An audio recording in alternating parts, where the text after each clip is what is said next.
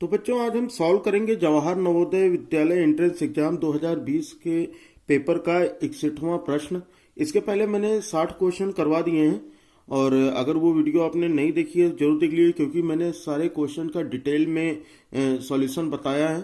तो आज हम 61वां प्रश्न करेंगे, लेकिन अगर अभी तक अपने वीडियो को लाइक नहीं किया तो वीडियो को लाइक कर दो, क्योंकि डेली आपके लिए क्लासेस चल रही हैं, ठीक है ना। तो और जितने भी क्वेश्चंस आने वाले हैं, जितने भी तरह के पैटर्न है, वो सारे के सारे आपको बताऊंगा। तो बिल्कुल टेंशन नहीं लेना कि सिलेक्शन होने में तो कोई भी कंफ्यूजन है, बिल्कुल भी टेंशन नहीं है। सिलेक्शन पक्का हो जाएगा, ठीक है। इस तरह से पढ़ो तो सिलेक्शन होगा। चलो ठीक है, देखते हैं 61वां प्रश्न। यदि एक घन की भुजा 3 गुनी कर दी जाए, क्या क्वेश्चन कि यदि एक घन की भुजा 3 गुनी कर दी जाए तो उसका आयतन कितने गुना हो जाएगा। क्वेश्चन समझ लो भाई, बहुत ही आसान क्वेश्चन। एक घन की भुजा पूछ रहा है ना, तो सबसे पहले मान लो कि माना घन की जो भुजा थी वो कितनी थी, ए थी, ठीक है। माना घन की भुजा बराबर है, पूरा लिखने की आपको जरूरत नहीं है, क्योंकि आपका जो क्वेश्चन होगा वो ऑब्जेक्टिव होगा। तो कोशिश ये करना कि थोड़ी सी जगह में सॉल्व कर लो, ठीक है। तो मान लिया कि माना घन की भुजा है, तो मान लिया भुजा ए है। अब यहाँ पर अगर हमें यह आयतन देखना हो तो घन के आयतन का फॉर्मूला क्या होता है, घन का आयतन। तो घन का आयतन होता है ए क्यूब, यानी भुजा गुणे भुजा गुणे भुजा, ए क्यूब, ये होता है घन का आयतन।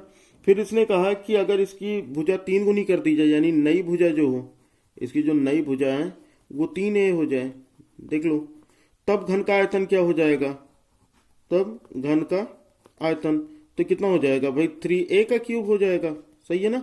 तो ये हो जाएगा 3a का होल क्यूब। भाई ए क्यूब था, पहले भुजा ए थी तो ए क्यूब था, अब नई भुजा जो है उसकी 3 गुनी कर दी गई, यही तो लिखा है, भुजा 3 गुनी कर दी जाए तो नई भुजा जो है 3a हो गई। तो घन का आयतन कितना हो जाएगा, 3a का होल क्यूब, ठीक है, क्योंकि इसका क्यूब है तो इसका भी क्यूब ही होगा, आयतन का फॉर्मूला ही यही है। तो 3 का क्यूब करोगे कितना हो जाएगा, 3 गुणे 3 गुणे 3, और a का क्यूब है तो यानी a गुणे a गुणे a, यही तो होगा। तो 3 का क्यूब कितना हो गया, 3 त्रिक का 9 त्रिक 27, और a का हो गया a क्यूब। अब वो क्वेश्चन क्या था कि उसका आयतन कितने गुना हो जाएगा।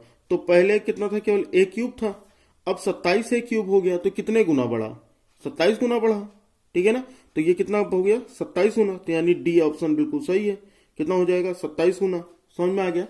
तो इस तरह के क्वेश्चन आते हैं, बहुत ही आसान फार्मूला बेस्ड। अगर मेंसुरेशन नहीं आती तो बिल्कुल टेंशन नहीं लेना, मेंसुरेशन में ऐसा पढ़ा दूंगा ना कि फिर आपको 10th तक की जरूरत नहीं पड़ेगी बिल्कुल मेंसुरेशन पढ़ने की, ठीक है ना। बिल्कुल सारे क्वेश्चन आप कर लोगे। चलो फिर अगला क्वेश्चन देखते हैं। तो इसका 62वां प्रश्न क्या दिया है कि दो बेलनों की त्रिज्याओं का अनुपात 1:2 है। दो बेलन है, ठीक है, उनकी त्रिज्याओं का अनुपात, मान लो उनकी त्रिज्याएं क्या है, R1 है और R2 है, तो उनका अनुपात कितना हो गया, 1:2। मैंने अनुपात वाले में ये पढ़ा दिया है ना कि अनुपात में अगर कोई चीज होती है तो उसको हम फ्रैक्शन में लिख सकते हैं। जैसे R1:R2 लिखा तो उसको R1/R2 लिख सकते हैं, 1:2 लिखा तो उसको 1/2 लिखते हैं, ठीक है ना। अगर अनुपात वाला वीडियो नहीं देखा है तो वो भी देख लो, प्लेलिस्ट में वीडियो मिल जाएगी, ठीक है, नहीं तो आई वाले बटन पे ही आपको मिल जाएगी, ठीक है ना। तो यहाँ पर ये सारी चीजें देख लो, सारी चीजें आसान हो जाएंगी। तो दो बेलनों की त्रिज्याओं का अनुपात 1:2 है और उनकी ऊंचाइयां जो है 2:5 है। ऊंचाई मान लो कि दोनों की H1 और H2 है, तो ये कितना है, 2:5 यानी 2/5 है, ठीक है। फिर क्या कह रहा है, इनके आयतन का अनुपात क्या होगा। तो ठीक है भाई, आयतन का अनुपात बताना है। तो पहले देखो, ये बेलन है तो बेलन का आयतन का फॉर्मूला क्या होता है, πr²h, ये तो पता है ना, बेलन का आयतन। तो यानी हम अनुपात पूछ रहा है, यानी पहले बेलन का अनुपात, पहले बेलन का अनुपात बटे दूसरे बेलन का अनुपात बटे दूसरे बेलन का अनुपात, ये हो जाएगा। अब बेलन के अनुपात, बेलन का आयतन क्या होता है, पहले बेलन के आयतन का अनुपात, ये मैंने गलत लिखा ना, का आयतन लिख लो, ठीक है। पहले बेलन का आयतन बटे दूसरे बेलन का आयतन, यही तो पूछ रहा है ना, आयतन का अनुपात। तो अनुपात का तो ये साइन हो गया, ठीक है। तो यहां पर क्या हो जाएगा, तो बेलन का आयतन क्या होता है, बेलन के आयतन का फॉर्मूला होता है πr²h। तो यहां पर क्या हो जाएगा, πr1²h1 अपॉन दूसरे का क्या है, R2 और H2, तो दूसरे का हो जाएगा πr2²h2। बताओ, ये समझ में आ गया। अब कुछ नहीं करना भी, केवल सबकी वैल्यू रख देनी है, जो है ना सबकी वैल्यू। पाई से तो ये पाई कैंसिल हो गया तो कोई दिक्कत ही नहीं, पाई से पाई कैंसिल हो गया। R1 कितना है 1, तो यानी 1 का स्क्वायर, इंटू H1 कितना है 2, तो यहाँ 2 रख लो, अपॉन R2 कितना है 2, तो यहाँ 2 का स्क्वायर इंटू H2 कितना है 5, तो यहाँ 5 रख लो, हो गया भैया सॉल्व। ठीक है ना। अब यहाँ पर क्या करेंगे, ये हो जाएगा 1 का स्क्वायर 1 हो गया इंटू 2, 2 का स्क्वायर 4 हो गया और ये इंटू 5। अब यानी इसको कैंसिल कर दो, 2 1 के 2, 2 दूनी 4, यानी कितना हो गया 1/10, 5 दूनी 10 यानी 1/10 हो गया। सही है। तो अनुपात देखो कितना आया। एक अगर अनुपात की बात करें तो जो फ्रैक्शन में लिखा है इसको हम रेशियो में भी तो लिख सकते हैं। तो अनुपात 1/10, 1/10 को, चाहे इसको 1/10 को, यानी हमारा ये ऑप्शन ए बिल्कुल सही है। समझ में आ गया। तो फार्मूला याद रख लो कि बेलन के आयतन का फार्मूला होता है पाई आर स्क्वायर एच। तो यहां पर क्या दिया है, तो यहां पर दो चीजें दी गई हैं R1 R2, यानी दो बेलन दिया गया H1 H2, तो इसलिए हमने यहां पर इनका अनुपात ये लिख लिया पाई R1 square H1 upon pi R2 square H2, बस रख दिया सबकी वैल्यू। सही है ना, आसान है। चलो ठीक है, समझ में आ गया होगा तो वीडियो लाइक कर दो भाई। ठीक है, तो चलो आगे देखते हैं। अगला क्वेश्चन देखो। अगला क्वेश्चन दिया गया कि एक 7 मीटर गहरा और 2 मीटर व्यास का कुआं खोदने के लिए कितने घन मीटर मिट्टी खोदनी पड़ेगी। तो मैंने ये इसके पहले भी ये बता दिया, इस तरह का अगर क्वेश्चन आता है ना कि उसमें कितनी चीजें आ सकती हैं, कितनी चीजें उसमें से निकाली गई हैं, तो इसका मतलब कि उसका आयतन निकालना है। सबसे पहले देख लो कि कुएं जो है 7 मीटर गहरा है, तो गहरा जो होगा वो उसकी ऊंचाई होगी, यानी जो ऊंचाई है वो 7 मीटर है। अच्छा, कुआं कैसा होता है भाई, कुआं देखो तो कुआं ऐसे ही तो होता है, कुएं की डिजाइन जो होती है वो ऐसे ही। इसका मतलब क्या है, ये बेलन है। ठीक है ना, बेलन बिल्कुल कॉन्सेप्ट में पढ़ा दूंगा। ठीक है, एक अलग अलग वीडियो सारे जितने 3D फिगर है सबके क्वेश्चन मैं बता दूंगा, बिल्कुल टेंशन नहीं लेना कि नहीं आता। अभी तो हम previous year question paper solve कर रहे हैं ताकि ये पता लगे कि पेपर का पैटर्न कैसा है, क्वेश्चन कैसे आते हैं। ठीक है, तो यहाँ पर एच हो गया, ऊंचाई जो है उसकी हाइट ये 7 मीटर हो गई, और 2 मीटर व्यास है। व्यास का मतलब डी, ठीक है, डायमीटर ये दिया गया है 2 मीटर। तो सबसे पहले तो हमें आयतन के लिए, आयतन का फार्मूला मैंने बता दिया पाई आर स्क्वायर एच होता है, तो हमें आर निकालना होगा। तो आर कितना हो जाएगा, R is equal to R D upon 2 होता है। ठीक है ना, तो डी कितना है 2, तो 2 अपॉन 2 हो गया, यानी 2 1 जा 2, यानी हो गया 1 मीटर। सही है, तो यानी हमें एच भी मिल गया और हमें आर भी मिल गया। तो अब हमारा सीधा सा क्वेश्चन है कि कुआं खोदने के कितने कितनी मिट्टी लगेगी, है ना, कितनी मिट्टी खोदनी पड़ेगी। तो हो जाएगा कि मिट्टी का आयतन बराबर कितना हो जाएगा, जो इसमें मिट्टी होगी ना वो वही कुएं का आयतन होगा। ठीक है, तो मिट्टी का आयतन बराबर कुएं का आयतन। और कुआं कैसे है, बेलनाकार है, तो बेलन का आयतन क्या होता है, अभी मैंने इसके पहले क्वेश्चन में बताया पाई आर स्क्वायर एच। खत्म हो गई बात भैया, रख लो सबकी वैल्यू। पाई की वैल्यू 22/7 रख लो, आर की वैल्यू 7 है तो यहाँ 7 स्क्वायर रख दो, क्योंकि ये आर का स्क्वायर है तो यहाँ 7 का भी स्क्वायर रख दिया। और एच की वैल्यू कितनी है, 1 है। खत्म बात, सॉल्व हो गया। 22/7, 7 का स्क्वायर कितना होगा 49, यानी 49, और गुड़े 1, तो 1 तो लिखने की जरूरत ही नहीं है, चलो अच्छा लिख देते हैं। तो 7 1 के 7, 7 7 49। अब गुणा कर लो इन तीनों को, तो 7 दूनी 14, 7 दूनी 14 15, यानी 154। सही है ना, सही आ रहा है, उल्टा कर दिया मैंने। यहां पर देखो ये जो h था ये 7 है, h जो है ये 7 है, और r जो है ये 1 है, नहीं तो हमारे तो ऑप्शन से आंसर ही नहीं आएगा। तो यहाँ पे 1 है, लिखने में थोड़ी सी गलती होगी ना, तो यहाँ ये सही कर लो।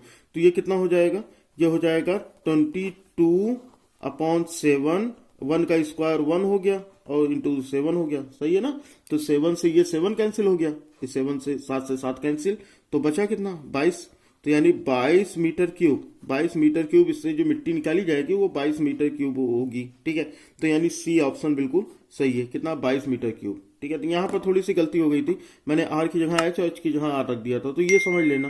ठीक है, ये ह्यूमन एरर है, गलती हो जाती है, प्रैक्टिस करोगे ये सारी चीजें भी सही हो जाएंगी, लेकिन प्रैक्टिस करोगे तब। ये जल्दबाजी में हो गया ना कि एच की वैल्यू कितनी, एच की वैल्यू 7 थी तो हमने यहाँ 7 रख दिया, आर की वैल्यू 1 है तो यहाँ पर 1 रख दिया। ठीक है ना, तो बस सॉल्व कर लिया, आ गया आंसर। ठीक है, चलो समझ में आ गई होगी, गलतियों से भी चीजें समझ में आ जाती हैं। तो वीडियो अच्छी लग रही हो तो वीडियो को लाइक जरूर कर दीजिए। ठीक है, चलो अगला क्वेश्चन देखते हैं। अगला क्वेश्चन देखो क्या दिया है कि एक पासे को 2 बार फेंका जाता है। पासा तो जानते हो, लूडो खेलने वाला। तो एक पासे को 2 बार फेंका जाता है, उस पर आने वाली संख्याओं के योग के संभव परिणाम क्या हो सकते हैं। समझना भाई बात को, यहाँ पर क्या कर रहा है, पासे को फेंका जाए तो पासे में, अगर पासे में देखो तो पासे में कुल कितने नंबर्स होते हैं, कुल कितने, 1 से लेकर 6 तक ही तो होते हैं, यानी कुल संभव परिणाम कितने हो सकते हैं, 6 हो सकते हैं। तो लिख लेते हैं कि कुल संभव परिणाम, कुल संभव परिणाम, यानी अगर हम देखें तो इसमें अधिकतम कितना होता है, 6 तक ही होता है ना। तो यही लूडो खेले हो ना, तो लूडो में 6 से ही तो खुलती है गुट्टी। तो यहाँ पर कितना कुल परिणाम कितने हैं, यानी जितने आ सकते हैं 6 हैं। ठीक है, अब एक पासे को अगर 2 बार फेंका जाए, एक पासे को अगर 2 बार फेंका जाए, तो एक पासा है और पासे को 2 बार फेंकने पर, ठीक है, पासे को, एक पासे को 2 बार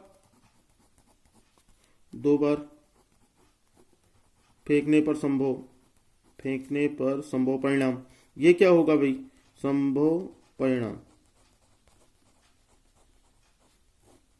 ठीक है, यानी इन 6 तो हैं और इन 6 में से 1 2 3 4 5 6 ऐसे ही तो है।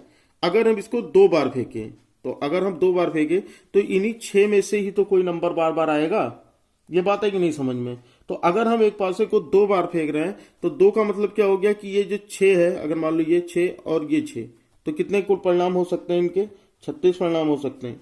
ये बात यहां पर कुछ कंफ्यूजन हो तो बताइएगा कि अगर एक पासे को 2 बार फेंका जाए तो कोई पासा है तो उसमें 6 नंबर है ना, वो 6 नंबर है, तो इन 6 में से इन्हीं 6 नंबर के आने की संभावनाएं होती हैं, यानी 6 बार में ये 6 नंबर ही आ सकते हैं। तो यानी 6 गुणे 6, तो ये कितना हो गया, 36 हो गया। ठीक है, अब यहां पर अगर हम इसको 2 बार फेंकें, ठीक है, जैसे अगर मान लो कोई भी पासा फेंकते हैं तो उस पर आने वाली संख्याओं के योग, दो क्वेश्चन समझ लेना पहले, ठीक है। ठीक है, तो ये पूछ रहा है कि उस पर आने वाली संख्याओं के योग के संभव मान क्या होंगे।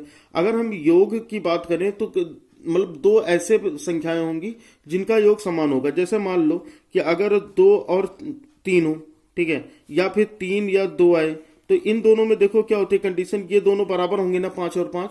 ऐसे ही देख लो, अगर मान लो 1 और 4 आया, फिर 4 और 1 इन दोनों के भी समान होंगे।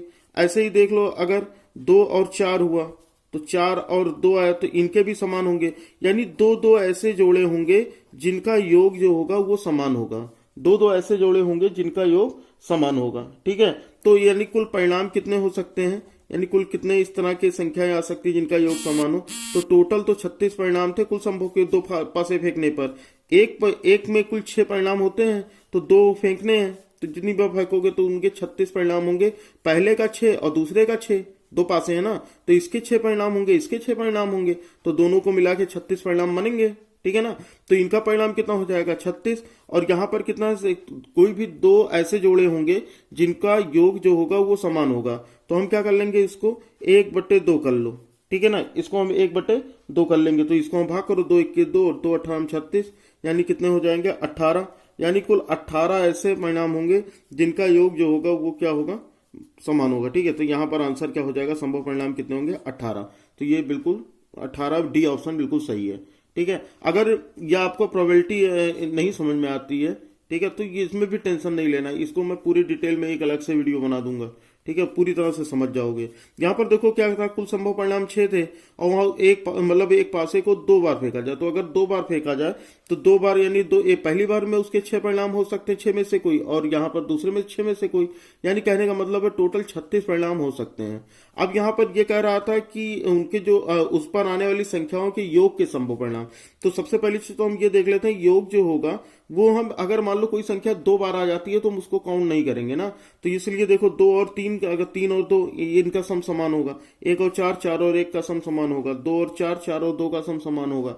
ठीक है ना, इसी तरह से अगर हम 1 और 5 देखें या 5 और 1 देखें तो भी इनका भी सम समान, यानी जो भी संख्या आएंगी तो 2 ऐसी संख्या आएंगी जिनका सम समान होगा। तो हम उनको 2 बार नहीं लिखते, उनको हम क्या लिखेंगे, उनको आधा कर देंगे। ठीक है, जो भी परिणाम आएगा उसका आधा, मतलब अगर 2 आता है तो 1 हो जाएगा, अगर 4 आएगा तो उसको हम केवल 2 मानेंगे। समझ में आ रही ना बात। तो यहां पर इसीलिए हमने इसको 36 के जो कुल परिणाम थे इसका आधा कर दिया, 1/2।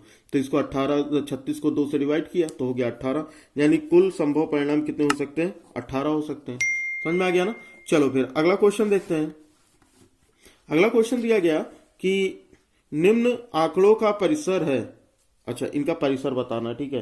तो परिसर क्या होता है, सबसे पहले तो जैसे आंकड़े दिए गए हैं, ये आंकड़े दिए गए हैं, तो इन आंकड़ों को सबसे पहले आरोही क्रम में लिख लो। किस में लिखोगे? आरोही क्रम में। तो आरोही क्रम में कैसे लिखा जाएगा, छोटे से बड़ा। तो इनमें देखो सबसे छोटी संख्या क्या है, -6 है, ठीक है। उसके बाद फिर सबसे छोटी संख्या -8 है, -8 है, फिर ये -6 हो गया, फिर उसके बाद 1 हो गया, फिर उससे बड़ी संख्या 2 और 2 हो गया, तो ये भी लिख लेते हैं, 2 हो गया, और फिर 2 हो गया, फिर 3 है, 3 लिख लो, फिर 4 है, 4 लिख लो, फिर 5 है, 5 है। इस तरह से आरोही क्रम में लिख लिया। अब हमें परिसर बताना है, ठीक है। तो परिसर क्या होता है ये जान लो। परिसर क्या होता है, परिसर होता है कि सबसे बड़ा आंकड़ा, ठीक है, माइनस सबसे छोटा आंकड़ा, यानी कितना जाएगा कि महत्तम आंकड़ा माइनस न्यूनतम आंकड़ा, ठीक है। जो भी आंकड़ा माइनस न्यूनतम, यानी जो परिसर होगा वो क्या हो जाएगा कि मैक्सिमम जो भी नंबर होगा वो, और जो मिनिमम नंबर होगा वो, ठीक है। तो इसमें देखो सबसे बड़ी संख्या क्या है, सबसे बड़ी संख्या 5 है, तो यहाँ 5 लिख लो।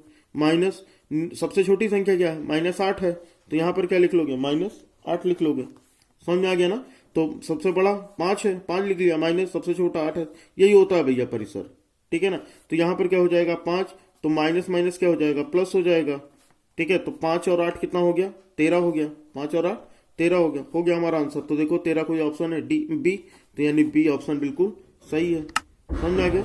तो इस तरह के ये क्वेश्चन लगाओगे ना तो सारे के सारे क्वेश्चन सॉल्व हो जाएंगे। अब ये मैथ भी हमने सॉल्व कर लिया, तो अब तक हम लोगों ने 3 पोर्शन सॉल्व कर लिए हैं ना। क्या क्या सॉल्व कर लिया, हिंदी सॉल्व कर लिया, इंग्लिश सॉल्व कर लिया और मैथ सॉल्व कर लिया। अब इस पेपर में हमारा साइंस बचा है, तो अगली वीडियो में साइंस की लेके आऊंगा। तो बने रहो बिल्कुल हमारे साथ, चैनल को सब्सक्राइब करके बेल आइकन को प्रेस कर लो ताकि हमारी कोई भी वीडियो आपसे मिस ना होने पाए। चलिए फिर मिलते हैं अगले वीडियो में। जय हिंद, वंदे मातरम।